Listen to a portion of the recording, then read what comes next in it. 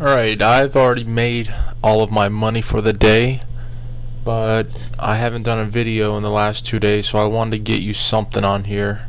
A couple live day trades. It is 3:20, so we only have about 20 minutes left of good trading. A little update on the markets. S&P right now up 6 points to 1357. NASDAQ futures 2614. And we're down about 5 points, but the good thing is we're both positive on the week.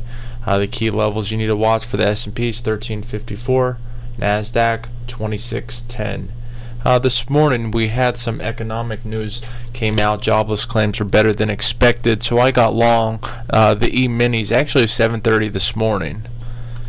And I was counting on a good number, and that's exactly what we got. It wasn't that good. It was only 1,000 less than last month, and if it wasn't revised we would have increased by 2,000, but the street took it pretty well. I see a lot of mixed emotions right now, but that's partially because of the trade deficit, which was not only worse here, but it was worse in Asia as well.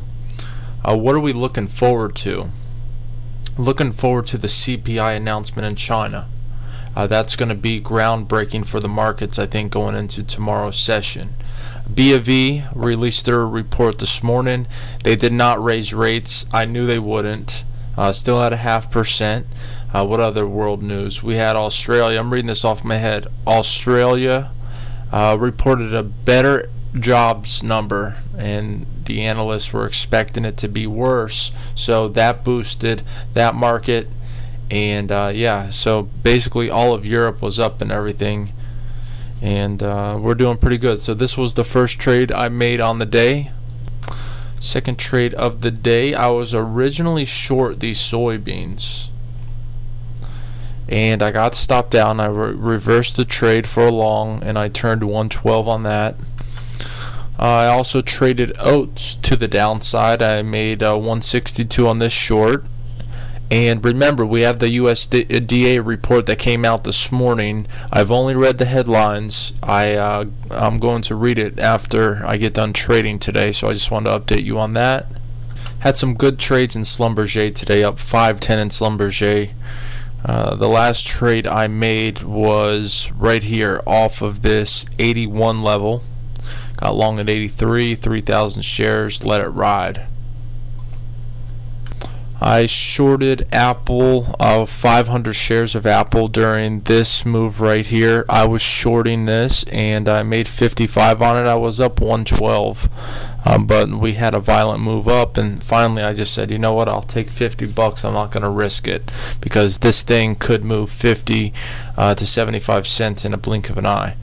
I shorted Polaris actually right here. I got short at 24, and we rode this down, made 10 cents off 1,500 shares. And I traded Apache 1,000 shares. I was short right here during this move. Oh, I think it was this move. Actually, no, it was this move right here that I was short. And I caught 10 cents, and look how far it ran down.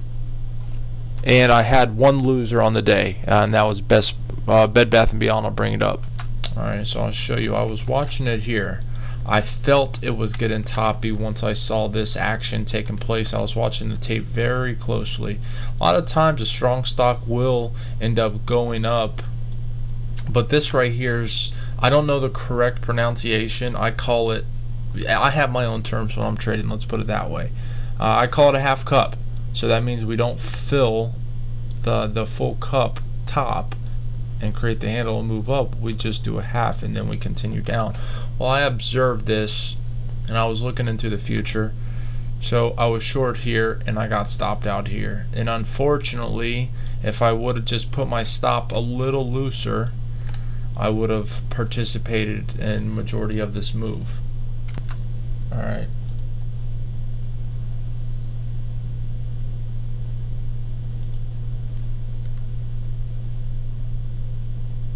Come on, it just went up to 11. I should have got a hit there.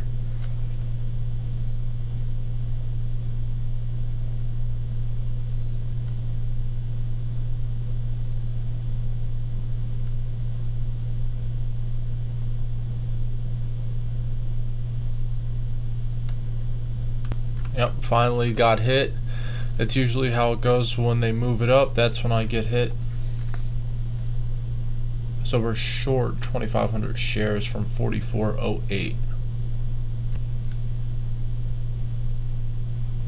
Tell you what, I was just looking at this thing on a monthly chart, and it really could get going.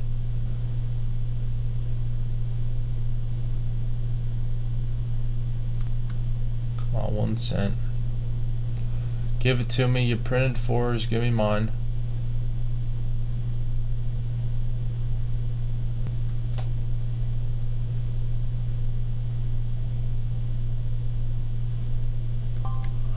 Alright, they took us out. We made 100 on that trade. Just a quick scalp. That's what I've been doing lately. Just trying to make this money quick because the market's been reversing, and that I do like. I don't like a market that just goes straight up. I want there to be shorts that are winning, and it needs to be a fair market. If you're familiar with the efficient market hypothesis, I believe a lot of that. That's how the market comes into play. If any of you have a Skype account and you want to chat, I usually get on after dinner, so around 6:45 I'll be on there, and my name is Tech Wealth, so just go ahead and add me and we could chat. Alright, I'm looking at this Apache. It's been a nice short. Besides this one weekly bar, the last 2 weeks have been nice. We're still in a downtrend, but I see they were buying this off the lows right there on Tuesday, and then Wednesday we had a higher low. Today they gapped it up like they did with most of the oil service stocks, and then we traded sideways to down. I was just gonna short this. I might have missed it though. Yep, I was talking too much, and here's this beautiful 10-cent short. I just took a short on Nike at 2,000 shares.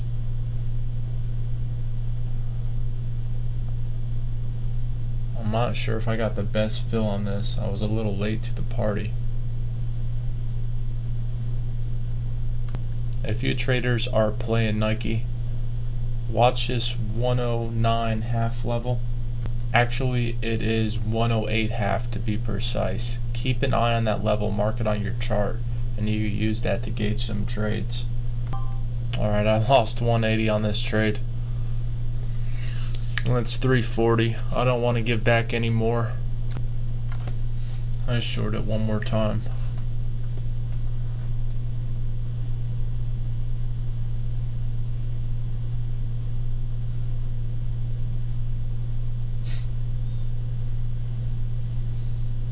Should have been watching this Schlumberger.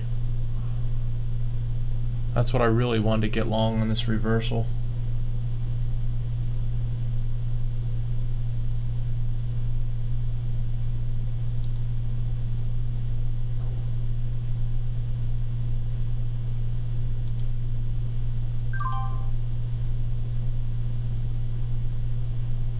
I'll take that. Alright, so we just made 250 on that trade, canceled out our 180 loss, and that's how you do it. Alright, just looking at another chart of this Nike. Now, we can't deny that it's had an amazing run since the bottom of March. And recently, we had a cup and handle pattern that played out. You had the little handle right here. And then we went up, made a little tight range, and then that was where we had our blast off. And we're trading below the 50-day moving average right now. So those of you who trade moving averages, you know that once you get a close below the 50, there's a good chance you'll head down to the 200, and that should be right around where the $100 level is. Just dating back from 2005, if you look at Nike's earnings balance sheet, it's been pretty good. Solid increasing growth in this company. Has an excellent CEO, and ownership's 19%. I'd like to see over 20 to 30%, but that's okay.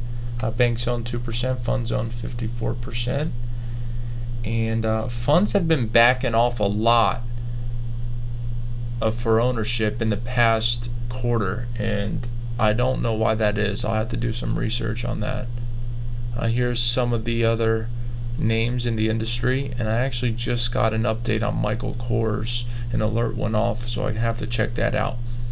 Reporting February, we reported 120 compared to last year of 108, so an increase of 11%, which is good. And sales were higher too for Nike by 15% year over year. In November, we increased. So like I said, we're steadily doing better. Keep your eye on Nike, but not to the long side. We're looking at Nike for a short here. The weakness could continue. Look at that. Wow. Tanked. But with that being said, I'm going to end the video. Remember, add me on Skype if you want to chat. Like the video and subscribe if you're not currently subscribed yet. And good luck trading tomorrow.